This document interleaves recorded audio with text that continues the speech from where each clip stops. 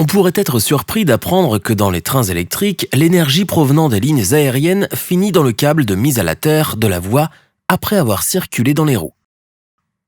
La conversion de l'énergie en courant triphasé, le freinage par régénération et les lignes aériennes en zigzag confèrent à la technologie des trains électriques un caractère unique. Nous allons examiner tous les secrets d'ingénierie qui font fonctionner les trains électriques en commençant par la conception la plus simple possible. Le train électrique dans sa version la plus simple est illustré ici. Un seul fil coulissant recueille l'énergie électrique des lignes aériennes. Cette puissance est transmise à un moteur à induction monophasé.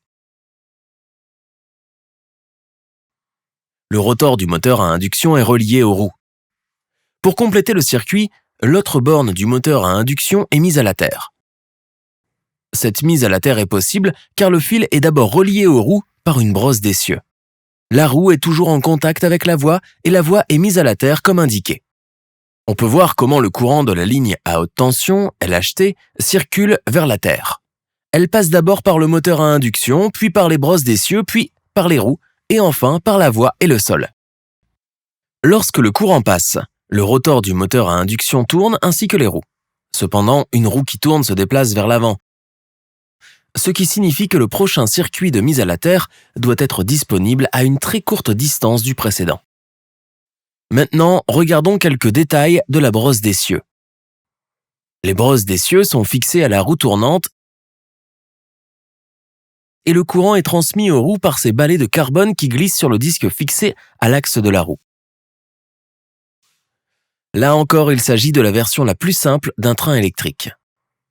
Maintenant, améliorons cette conception et rendons notre train plus fonctionnel. La tension utilisée dans la ligne aérienne est de 25 kV, ce qui est une tension énorme. Les moteurs ont besoin de beaucoup moins de tension pour fonctionner. Pour cette raison, nous devons l'alimenter à un transformateur abaisseur qui transforme la tension au niveau souhaité. L'alimentation de la ligne aérienne passe d'abord par le primaire du transformateur, et ici, le circuit est complété grâce à la mise à la terre.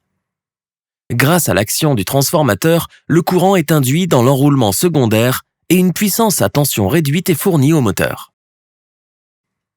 Pour une traction élevée comme le train, le moteur doit fournir un couple élevé.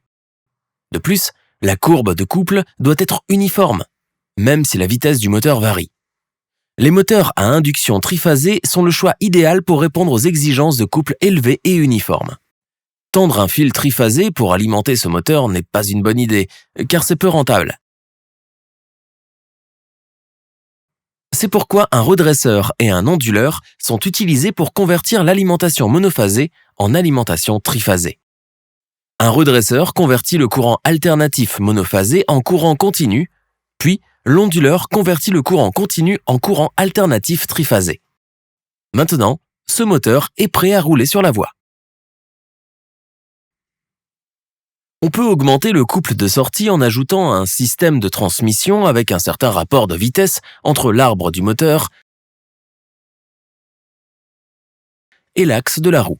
À ce stade, le moteur que nous venons de fabriquer semble parfait. Cependant, si on fabrique un train complet en reliant plusieurs voitures à ce moteur, il devient évident que le moteur unique que nous avons développé n'a pas la puissance suffisante pour tirer toutes ces voitures. Ajoutons donc d'autres paires moteur-roue pour rendre le moteur plus puissant. Un bogie moteur est construit avec 3 moteurs à induction triphasée, évidemment pour entraîner 3 paires de roues. Dans un moteur, on utilise généralement 2 bogies moteurs de ce type. Vous pouvez voir dans ce moteur complet comment le transformateur et les redresseurs sont positionnés. Jusqu'à présent, dans cette vidéo, nous avons montré comment transférer l'énergie au train à l'aide d'un seul fil suspendu. Toutefois, cette méthode n'est pas pratique. Parfois, il n'est pas possible de maintenir la même distance entre le train et la ligne aérienne, ce qui signifie que pour une collecte d'énergie adéquate, il faut utiliser un mécanisme de variation de la hauteur. Les pantographes accomplissent cette tâche. Un pantographe moderne ressemble à ceci. Vous pouvez voir que, grâce à la pression d'un système pneumatique, le pantographe peut ajuster sa hauteur. Si vous observez bien, vous pouvez voir que, pendant ce réglage en hauteur, le collecteur de courant reste horizontal. Le collecteur de courant doit être parfaitement horizontal, sinon la transmission du courant sera compromise. En espérant que cette animation vous permettra de comprendre pourquoi le collecteur de courant reste toujours à l'horizontale, pour plus de détails à ce sujet, veuillez regarder notre vidéo détaillée sur le pantographe. Maintenant, voyons le pantographe en action. Si pour une raison quelconque, le pantographe perd sa connexion avec le câble, le train continuera sa course libre pendant quelques kilomètres en raison de son élan élevé. Vous êtes-vous déjà demandé pourquoi la ligne aérienne s'étire en zigzag? Cette disposition garantit que la tête collectrice du pantographe ne touche pas le fil aérien à un point de contact constant. Grâce à cette disposition, l'usure est minimisée. Nous pouvons contrôler la vitesse en modifiant la fréquence de l'alimentation du moteur à induction. Ceci est réalisé par le redresseur et un onduleur. Le conducteur place le levier sur un cran différent pour modifier la fréquence et donc la vitesse du moteur en conséquence. L'aspect le plus important pour le train après l'accélération est l'arrêt. Comment y parvenir? Devrions-nous éteindre directement les moteurs à induction? Si c'est le cas, le train continuera à rouler sur les voies sur plusieurs kilomètres jusqu'à ce qu'il soit complètement arrêté. Une autre idée est que nous pourrions appliquer un freinage électrique. Dans un moteur à induction normale, la vitesse du rotor est inférieure à la vitesse du champ magnétique, RMF. Cependant, en abaissant la fréquence d'alimentation, on peut inverser ce phénomène. Il est intéressant de noter que lorsque la vitesse du RMF est inférieure à celle du rotor, la direction du courant induit dans les barres du rotor s'inverse. Le couple induit sur le rotor est alors de sens opposé.